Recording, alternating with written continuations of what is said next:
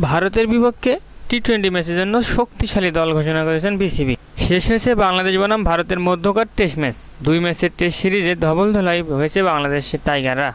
লড়াই পর্যন্ত করতে পারেনি বাংলাদেশ। তবে সেসব এখন অতীত।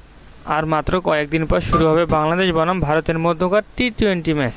টি-20তে বরাবরই ভালো না বাংলাদেশ, তাই ভক্তদের মনে বড্ড প্রশ্ন, ভারতের বিপক্ষে প্রথম টি-20 ম্যাচে কেমন হবে বাংলাদেশের একাদশ। চলুন দেখে নেওয়া যাক বাংলাদেশের একাদশে কেমন হতে পারে। প্রথম টি-20 ম্যাচের জন্য বাংলাদেশের শক্তিশালী একাদশ। ওপেনিংয়ে দেখা যেতে পারে তানজিদ হাসান তামিম ও লিটন কুমার দাসকে।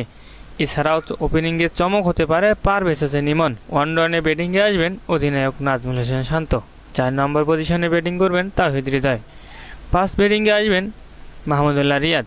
6 নম্বরে দেখা যাবে ফিনিশার জাকের আলী অনিককে। 7 নম্বরে ব্যাটিংয়ে আসবেন অলরাউন্ডার মেহেদী হাসান মিরাজ।